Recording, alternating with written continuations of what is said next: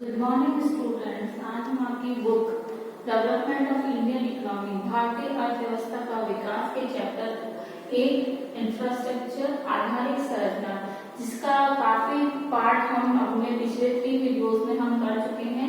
आगे हम आज के वीडियो में हम हेल्थ, जिसका कुछ पार्ट हम पिछले वीडियो में स्टडी कर चुके हैं, उसके आगे का पार्ट हम आगे स्टडी करेंगे। तो आज हम देखते हैं कि जो स्वास्थ्य और स्वास्थ्य आधारित संरचना के जो सूचक हैं, उसका एक मूल्यांकन की जितने इंडिकेटर्स हैं हेल्थ के, उसका क्या एनालिसिस है कि क्या क्रिटिकल और पार्शियल है। So indicators of health and health infrastructure और क्रिटिकल और पार्शियल।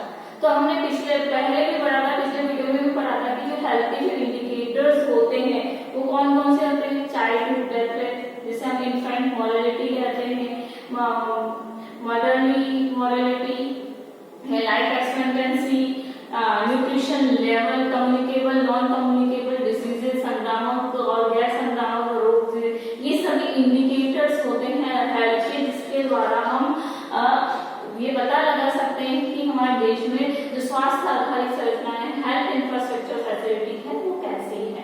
तो इसके लिए हम पहले देखते हैं एक चार्ट है जिसमें हमारे कंट्री की हेल्थ इंफ्रास्ट्रक्चर का दूसरी कंट्री की हेल्थ इंफ्रास्ट्रक्चर फैसिलिटीज के साथ कंपैरिजन किया गया है। तो हम इसमें देखते हैं जो कि हमारे 2015, 17, 18 के अराउंड के डेटा है। तो इसमें हम देखते हैं कि जो यहाँ पे 4 कंट्रीज हमने ली है, India, China, America and Sri Lanka. Sri Lanka हमारी नेबरिंग कंट्री है, चाइना अमेरिका डेवलप्ड कंट्री है। तो वहां का हेल्थ इंफ्रास्ट्रक्चर और हमारे यहाँ का हेल्थ इंफ्रास्ट्रक्चर कैसा है। तो हम देखते हैं कि इन्फेंट मोर्टेलिटी रेट, जो कि शिशु मृत्यु दर होती है, जिसमें हम पर 1000 प्रति 1000 पे जिंदा बच्चों को कैलकुलेशन करते हैं। तो हमें देखते हैं कि हमारे इंडिया में बहुत ही कम, ये 30 है, चाइना में 7, मतलब बहुत ज्यादा मोर्टेलिटी रेट है, मृत्यु दर बहुत ज्यादा है। प्रति 10,000 में से 30 बच्चों की हमारे यहाँ, प्रति 1000 से हमारे 30 बच्चों की डेथ हो जाती है, जबकि चाइना में 7.4% है, अमेरिका में 5.6% है, श्रीलंका में 6.4% है। तो मतलब हमारे यहाँ बहुत ज्यादा जरूरत है। इसके अलावा अंडर 5 मोर्टेलिटी जो रेट है, जो 5 साल के नीचे के बच्चे के जो मृत्यु दर है, इन्फेंट में आ जाते हैं 0 से 1 साल के बच्चे, और अंडर 5 में हम 1 to 5 को काउंट करते हैं, उसमें 36.6% है, जबकि चाइना में सिर्फ 8.6, अमेरिका में 5 ही, और श्रीलंका जो कि छोटी सी कंट्री है वो उसमें 7.4% है। तो हमारे यहाँ डेथ रेट रेशियो बहुत ही ज्यादा है। और फुल्ली इम्यूनाइज्ड, जो कि डॉक्टर्स के द्वारा, नर्सेस के द्वारा जिन बच्चों का बर्थ होता है, या जो पूरे प्रिकॉशंस के साथ जिन बच्चों का बर्थ होता है, वो हमारे यहाँ पर 2016 तक 81.4 है। मतलब अभी भी लगभग 90% जो लोग हैं उनका जो जन्म है बच्चों का, वो हॉस्पिटल्स में नहीं होता, वो घर ही। पुराने जमाने में कहा जाता है कि दाई माँ इसका बच्चों को जन्मे का कार्य करती थी, तो वो होता है। अभी तक भी हम सिर्फ 81% पर ही पहुंचे, जबकि चाइना में 100% है, अमेरिका में 99 और श्रीलंका में भी 99 है।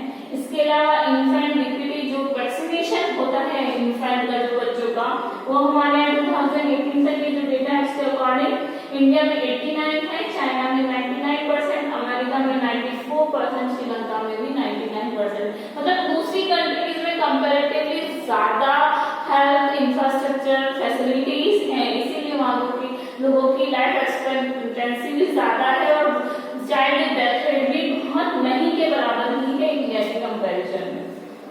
इसके अलावा जो जीडीपी में हेल्थ एक्सपेंडिचर किया जाता है, हमारे टोटल जीडीपी तो केवल 3.7% ही जो होता है वो हम हेल्थ में एक्सपेंड करते हैं, जो स्वास्थ्य सेवाओं पर हम व्यय करते हैं, सिर्फ 3.7 जितनी हमारी जीडीपी है, जबकि चाइना में 5.7, अमेरिका में 70 एंड श्रीलंका में 3.9।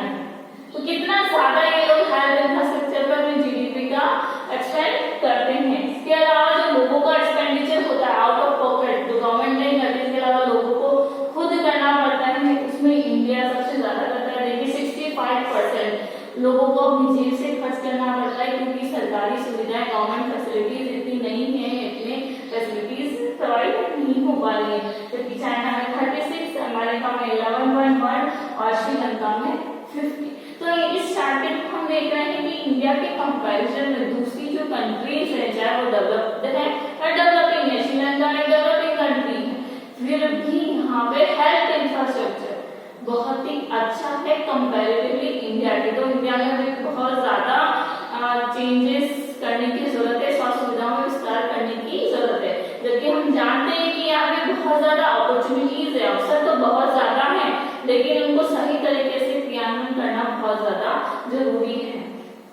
इसके लिए जो भी हेल्थ इंफ्रास्ट्रक्चर होता है उसको डेवलप करने के लिए गवर्नमेंट का इंपॉर्टेंट रोल होता है। तो गवर्नमेंट को सबसे ज्यादा इसमें करना चाहिए। जबकि हम पढ़ रहे हैं कि हमारा प्राइवेट सेक्टर बहुत ज्यादा कर रहा है, और प्राइवेट सेक्टर का मोटिव क्या होता है? पैसा कमाना, इसीलिए वहाँ की सुविधाएं डेवलप होती हैं। जबकि गवर्नमेंट सेक्टर वेलफेयर के लिए काम करता है। तो हमें चाहिए कि हमारा गवर्नमेंट जो है, हमारी सरकार इस सेक्टर में ज्यादा से ज्यादा काम करे। और इन डेटा से तो हम देखते हैं कि जितनी भी डेवलप्ड कंट्रीज हैं और डेवलपिंग कंट्रीज है, उसमें हमारी जो पॉपुलेशन का कुछ जो रेशियो है वो 5वां हिस्सा है। मतलब पूरे विश्व की अगर हम पॉपुलेशन को काउंट करें तो भारत का जो पॉपुलेशन है उसमें टोटल 5वां हिस्सा आता है। और हम जानते हैं कि हम सेकेंड लार्जेस्ट पॉपुलेशन है वर्ल्ड में चाइना के बाद में। तो सोचिए हमारे यहाँ की पॉपुलेशन इतनी ज्यादा है, जबकि हमारा हेल्थ इंफ्रास्ट्रक्चर इतना वीक है, तो हमें और ज्यादा हमारे स्वास्थ्य सुविधाओं को विस्तार करने की जरूरत है।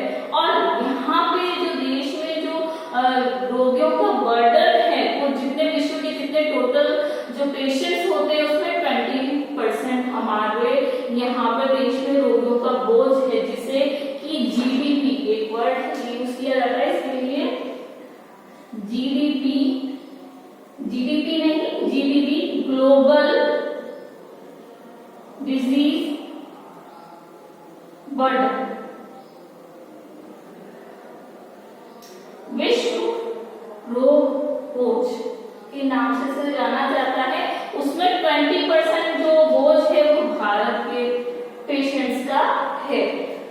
और ये जो ग्लोबल बर्डन ऑफ डिजीज है, विश्व रोग जो भार है, उसका प्रयोग विशेष किसी मतलब उसका मीनिंग क्या था वो समझ लेते हैं। तो ये विश्व रोग भार या ग्लोबल बर्डन ऑफ डिजीज जो है, उसमें उसका तात्पर्य है कि एक ऐसा इंडिकेटर है जिसका प्रयोग किसी डिजीज के कारण, किसी रोग के कारण जो अनटाइमली डेथ होती है, समय में मरने वाले लोगों की जो संख्या होती है, उसके साथ साथ रोग के कारण जितने टाइम पीरियड वो व्यक्ति सफर करता है उससे भी इंक्लूड किया जाता है।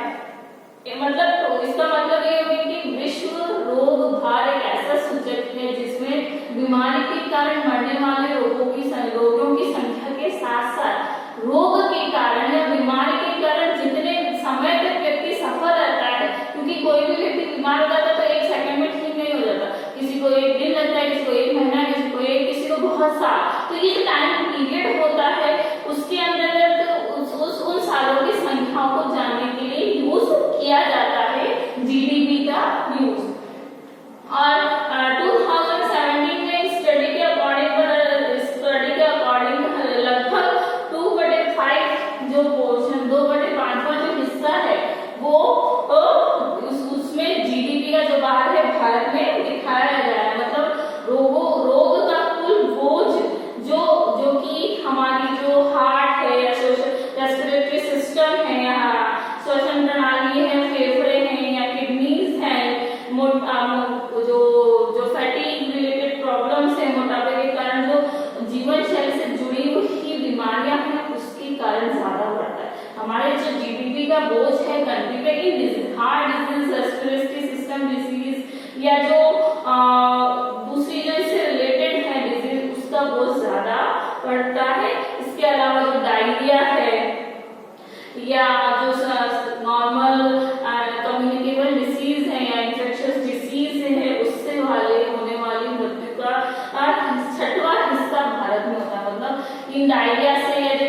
नॉर्मल जो कम्युनिकेबल संक्रामक रोग है, जिससे मरने वाले रोग हैं, उसमें भारत का हिस्सा जो है 6वां होता है, मतलब भारत में इतने ज्यादा लोग जो इन डिजीजेस के कारण डेथ होती है। इसके अलावा एयर पोल्यूशन से, वर्ल्ड वाइड एयर पोल्यूशन में टोटल 4.1 मिलियन डेथ होती है। विश्व भर में वायु प्रदूषण से और एयर पोल्यूशन से वर्ल्ड वाइड 4.1 मिलियन डेथ होती है, जिसमें भारत का हिस्सा 1.1 मिलियन है। तो आप देखिए कि कितना ज्यादा जो हेल्थ फैसिलिटीज की कमी के कारण इंडिया में डेथ होती है या जो लोगों को सफर करना पड़ता है। इसके अलावा 2 डिकेड्स से, 2 दशकों से हमारे यहाँ पे जो कैंसर से 8% पेशेंट्स की डेथ हुई है, कैंसर जैसे बीमारी से 8% लोगों की डेथ हुई है, और एक्सीडेंट्स में, दुर्घटनाओं में 11% लोगों की डेथ हुई है, क्योंकि प्रॉपर हेल्थ इंफ्रास्ट्रक्चर नहीं है या दूसरी जो बेसिक इंफ्रास्ट्रक्चर फैसिलिटीज हैं, आधारिक सुविधाएं हैं, वो लोगों को नहीं मिल पा रही है। प्रेजेंटली वर्तमान में जो 20% पॉपुलेशन है, ऐसे कम जो जनसंख्या है वो हेल्थ फैसिलिटीज का यूज कर रही है। मतलब जितनी इंडिया की पॉपुलेशन है उसमें से केवल 20%, 20% ही ऐसी पॉपुलेशन है जो हेल्थ फैसिलिटीज का यूज कर रही है। इसके अलावा एक स्टडी से ये भी पता चला कि जो 38% जो प्राइमरी हेल्थ सेंटर्स में, प्राथमिक चिकित्सा केंद्र है, उसमें डॉक्टर्स ही अच्छे से अवेलेबल नहीं है।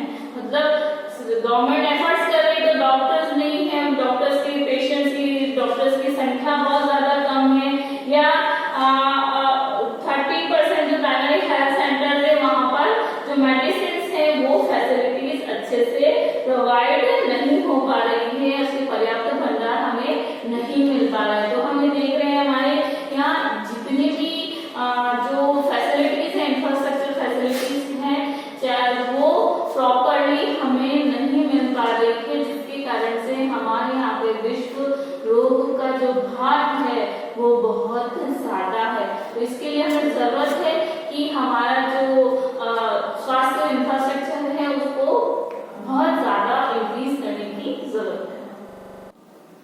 अब हम देखते हैं हमारी जो अर्बन, रूरल एंड रिच जो डिवीजन है, जो स्वास्थ्य सेवाओं का क्षेत्र में जो अर्बन, शहरी और ग्रामीण और गरीब और अमीर के बीच में जो विभाजन है वो कैसा है। तो हम जानते ही हैं कि हमारी जो इंडिया की लगभग 70% पॉपुलेशन रूरल एरियाज में रहती है, ग्रामीण क्षेत्रों में रहती है, और इन ग्रामीण क्षेत्रों में हमारे देश के केवल 1/5 हॉस्पिटल्स ही हैं। इतने ही हॉस्पिटल्स हैं जो कि ग्रामीण क्षेत्रों में, जबकि 70% पॉपुलेशन हमारी यहाँ पर निवास करती है, जिसमें कि इनमें प्राइवेट हॉस्पिटल्स भी इंक्लूड है। तो आप देखिए कि कितनी कम गवर्नमेंट हॉस्पिटल्स हैं जो कि रूरल एरियाज में है। इसके अलावा जो टोटल जो डिस्पेंसरीज हैं पूरे ऑल ओवर इंडिया में, उसकी केवल 8 ही डिस्पेंसरीज ही ग्रामीण क्षेत्रों में, रूरल एरियाज में है। और जो सरकारी हॉस्पिटल्स में जो 7.1 जो बेड है उसका केवल 30% जो है वो ग्रामीण क्षेत्रों में मिलता है। तो कितनी कम सुविधाएं, बहुत जितनी ज्यादा पॉपुलेशन यहाँ पे निवास करती है उससे कई कम यहाँ पे हेल्थ फैसिलिटीज है, इंफ्रास्ट्रक्चर फैसिलिटीज अवेलेबल है। इसके अलावा इन क्षेत्रों में जो प्रॉपरली जो हेल्थ इंफ्रास्ट्रक्चर फैसिलिटी नहीं है, इसके आधार पर यहाँ पे स्वास्थ्य सेवाओं में बहुत ज्यादा डिफरेंस आ जाता है, विभेद आ जाता है। इसके अलावा ग्रामीण क्षेत्रों में जो बेसिक जो हॉस्पिटल्स हैं या कुछ और चीज है, तो वहाँ पे एक्सरे मशीन नहीं है, या ब्लड जो टेस्ट होते हैं, खून की जांच होती है, उसके लिए मशीनरीज नहीं है, तो उन्हें कहीं और गांव जाना पड़ता है, तो उनका एक्सपेंडिचर और ज्यादा बढ़ जाता है कि ट्रांसपोर्टेशन में भी उनका एक्सपेंडिचर हो जाता है। तो कितनी असुविधाएं होती हैं ग्रामीण रूरल एरियाज में हेल्थ फैसिलिटीज प्रॉपर नहीं होने के कारण। और यहाँ पर जो रूरल एरियाज हैं वहाँ पर जो टोटल जो हॉस्पिटल्स का है 1 लाख पर केवल 1 लाख पे 0.36 हॉस्पिटल हैं रूरल एरियाज में। ग्रामीण क्षेत्रों में केवल 0.36 हॉस्पिटल्स, जबकि शहरों में जो अर्बन एरियाज हैं उसमें 3.6, अर्बन 3.6 और रूरल एरियाज में पर लैख 1 लाख पे 1 लाख पर ग्रामीण क्षेत्रों में 0.36 और अर्बन एरियाज में 3.6 हॉस्पिटल्स हैं, जो कि रूरल एरियाज में कितने कम हॉस्पिटल्स को शो कर रहा है। इसके अलावा जो हमारे जो बहुत सारे ऐसे स्टेट्स हैं जिनमें बिहार, उत्तर प्रदेश, राजस्थान, मध्य प्रदेश, यहाँ की हेल्थ फैसिलिटीज तो बहुत ही ज्यादा डाउन है या इसका जो इंफ्रास्ट्रक्चर है, आधारित संरचना है, बहुत ही ज्यादा कम है। इसके अलावा जो ग्रामीण क्षेत्र है, रूरल एरियाज है, वहाँ पर प्रॉपरली उनको हेल्थ फैसिलिटीज हैं उससे वंचित लोगों की संख्या में ज्यादा दिन ब दिन बढ़ोतरी होती जा रही है, क्योंकि वहाँ पे प्रॉपर स्वास्थ्य सुविधाएं नहीं होने के कारण उन्हें बहुत दूर के क्षेत्रों में जाना पड़ता है।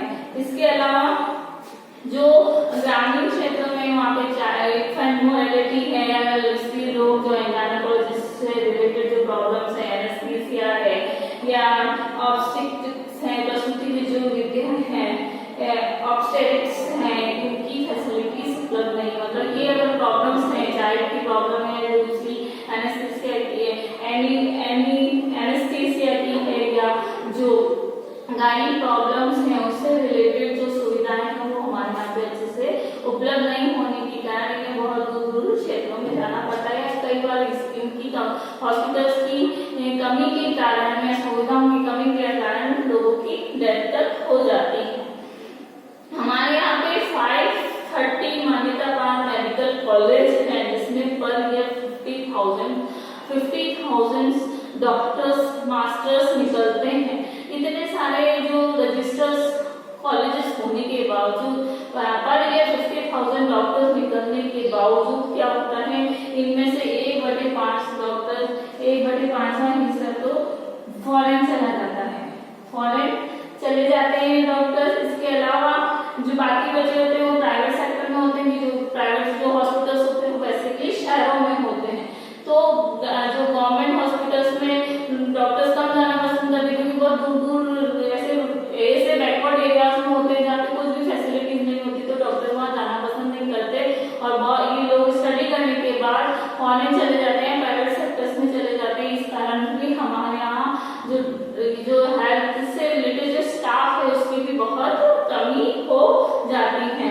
इसके अलावा जो एक स्टडी एक अध्ययन के से पता चला है कि जो रूरल एरियाज के जो निर्धन लोग हैं वो अपने टोटल एक्सपेंडिचर का 12% हेल्थ फैसिलिटीज पे एक्सपेंडिचर करते हैं, कि जो उनकी इनकम उसका 12% वो स्वास्थ्य सुविधाओं पे बर्बाद करते हैं, जबकि जो रिच पर्सन है, धनी जो व्यक्ति है, वो केवल 2% ही अपनी हेल्थ फैसिलिटीज का उस पर एक्सपेंडिचर करता है, क्योंकि जो बेसिक इंफ्रास्ट्रक्चर फैसिलिटीज हैं ग्रामीण क्षेत्रों में बहुत कम होने के कारण और पोल्यूशन रिलेटेड प्रॉब्लम ज्यादा होने के कारण ग्रामीण क्षेत्रों में डिसीज ज्यादा होती है बनस्पत की शहरी क्षेत्रों में, और धनी लोग ज्यादा प्रोटेक्टिव एनवायरनमेंट में रहते हैं, इसलिए उनको डिसीजेस होने के कम चांसेस होते हैं और अपना एक्सपेंडिचर भी उनका इस एरिया में बहुत कम होता है। इसके अलावा जो पुअर लोग होते हैं, अगर सपोज उनको बहुत ही डेंजरस डिसीजेस हो गई या डिसीजेस हो गई, तो उन्हें अपनी जो जमीन है वो बेचनी पड़ती है या गिरवी रखनी पड़ती है, और उनके जो बच्चे जो है उनको तो मरना पड़ता है, फिर जाके उन्हें स्वास्थ्य सेवा उपलब्ध हो पाती है, क्योंकि इसके लिए उन्हें शहर जाना पड़ता है और शहर में प्राइवेट हॉस्पिटल्स में बहुत ज्यादा फीस उन्हें चुकानी पड़ती है।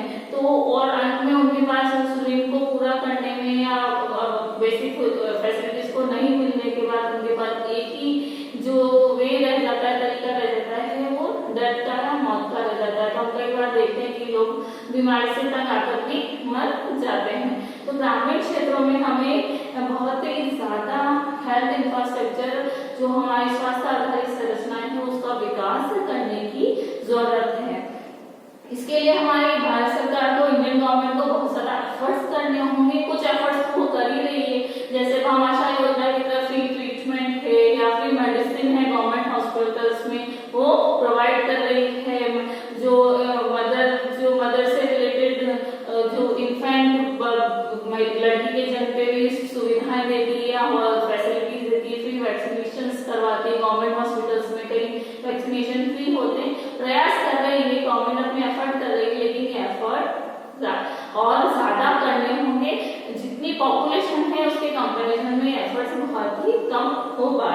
या होते नहीं तो लोगों तक पहुंच नहीं पा रहे, तो उनका क्रियान्वयन, उनका रेगुलेशन भी गवर्नमेंट को अच्छे से करना हो।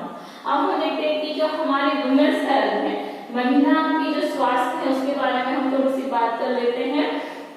तो हम जानेंगे लगभग इंडिया की जो पॉपुलेशन है उसमें से 50% पॉपुलेशन वुमेन की है, महिलाओं की है, और मेल के कंपैरिजन में जो वुमेन्स है उनको एजुकेशन है, चाहे इकोनॉमिक एक्टिविटीज है या जो हेल्थ फैसिलिटीज हैं उसके लिए बहुत ही स्ट्रगल करना पड़ता है, बहुत ही कठिनाई से मिलती है कंपैरेटिवली इंडिया के जो कल्चर है उसके अकॉर्डिंग। और यहाँ पर जो फीमेल पेस्टिसाइड से भ्रूण जो हत्याएं होती है उसका रेशियो भी बहुत ज्यादा है।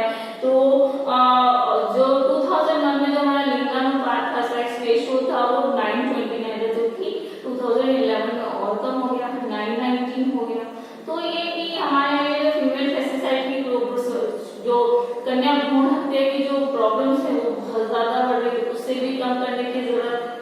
इसके सरकार उस पर बैन लगा चुकी है और कानून भी बना चुकी है, लेकिन लोग अवैधानिक रूप से इस कार्य को करते हैं। इसके अलावा जो 15 to 90 वर्ष की जो वुमेन्स होती हैं, 15 से 19 वर्ष की जो लड़कियां होती हैं, उनमें से 5% गर्ल्स तो शादीशुदा हो जाती है, जबकि गवर्नमेंट ने हमारे जो गवर्नमेंट ने मैरिज की जो एज है वो 18% गर्ल्स के लिए डिसाइड कर रखी है। फिर भी ग्रामीण क्षेत्रों में छोटी उम्र में ही लड़कियों की शादी हो जाती है और वो एक बच्चे की मदर भी बन जाती है, तो उनकी हेल्थ में कितना ज्यादा इफेक्ट पड़ता है। इसके अलावा जो 15 to 45 इयर्स की जो महिलाएं होती है, 15 से 45 वर्ष की उम्र की जो महिलाएं होती है, उनमें 50% से ज्यादा जो महिलाएं हैं वो एनीमिया वीकनेस की जो प्रॉब्लम होती है या न्यूट्रिशन एनीमिया, जो पोषण स्तर के लेवल की कमी के कारण जो एनीमिया हो जाता है उसकी प्रॉब्लम से सफर करती हैं, या फिर आयरन की कमी की प्रॉब्लम से ज्यादा सफर करती है, क्योंकि वुमेन को आयरन की या दूसरी जो इससे रिलेटेड हेल्थ जो न्यूट्रिशन है उसकी बहुत ज्यादा जरूरत होती है। तो इन सब कमियों के कारण भी जो है हमारे जो वुमेन हेल्थ इंफ्रास्ट्रक्चर है वो भी बहुत ज्यादा वीक हो रहा है। और जो हमारा जीडीपी जो हमने विश्व रोग भारत की बात करी, उसमें स्टडी से पता चला है कि जो उन्होंने अपनी रिपोर्ट पेश की थी 2017 में, उसमें उन्होंने बताया था कि 2007 और 2017 में जो है कि जो चाइल्ड बर्थ लेते हैं उनमें कोई इन्फेक्शन हो जाता है या कोई प्रॉब्लम हो जाती है, जो नवजात विकार हो जाते हैं, उससे मरने वाले बच्चों की संख्या बहुत ज्यादा थी। ये कोई हेल्थ इशू की वजह से भी हो सकता है, उस समय कोई ऐसी प्रॉब्लम हो, लेकिन इस समय बहुत ज्यादा इन्फेंट मॉर्टेलिटी हुई थी, उनकी एक स्टडी के अकॉर्डिंग उन्होंने बताया था। तो एक स्वास्थ्य, एक हेल्थ एक ऐसी बेसिक इंफ्रास्ट्रक्चर है जिसके बिना हम जिस आर्थिक विकास की या जिस डेवलप्ड कंट्री की कल्पना करते हैं वो संभव नहीं हो सकती। तो ये स्वास्थ्य हेल्थ एक ऐसी सुविधा है जिसे सार्वजनिक रूप से सरकार को बढ़ाने के लिए एफर्ट्स करनी चाहिए, क्योंकि ये बुनियादी सुविधा है और ये सभी का एक अधिकार है, लोगों का अधिकार है। सभी नागरिक जो सिटीजन्स हैं इंडिया के, जितने भी नागरिक हैं, उन्हें ये स्वास्थ्य सुविधाएं प्राप्त करने का राइट है। और इस अधिकार के नाते सरकार को चाहिए कि इन फैसिलिटीज को ज्यादा से ज्यादा बढ़ाए, और ये तभी हो सकता है कि जो गवर्नमेंट हेल्थ इंफ्रास्ट्रक्चर है, जो सरकार द्वारा जो स्वास्थ्य सुविधाएं उपलब्ध कराई जाती है, उसको विकेंद्रित किया जाए, मतलब उसको बिखेरा जाए और उसे हर सेक्टर में उसे हर क्षेत्र में पहुंचाया जाए। ये नहीं कि एक ही क्षेत्र में विकास कर दिया, विकेंद्रित मतलब उसको फैलाव किया जाए, स्वास्थ्य सुविधाएं हर एक क्षेत्र तक अच्छे से पहुंचाई जाए। इसके अलावा स्वास्थ्य से संबंधित शिक्षा और कार्यकुशलता में वृद्धि की जाए, और जो हमारे बेसिकली स्वास्थ्य इंफ्रास्ट्रक्चर है वो प्राथमिक स्वास्थ्य केंद्र जो प्राइमरी हेल्थ सेंटर से उस पर ज्यादा डिपेंडेंट करते हैं, क्योंकि वो हर एक क्षेत्र में आसानी से पहुंचाए जा सकते हैं, तो उनका विकास करने की जरूरत है, उनको डेवलप करने की जरूरत है, लोगों में अवेयरनेस लाने की जरूरत है, लोगों में जागरूकता लाई जाए, जिससे वो स्वास्थ्य सुविधाओं के महत्व को समझे, उसकी उपयोगिता को समझे। इसके अलावा उनकी कार्यकुशलता में वर्क एफिशिएंसी बढ़ेगी, उसके बारे में उन्हें समझाया जाए। दूरसंचार जो इंफॉर्मेशन टेक्नोलॉजी है उसके बारे में समझाया जाए, बेहतर गुणवत्तापूर्ण जीवन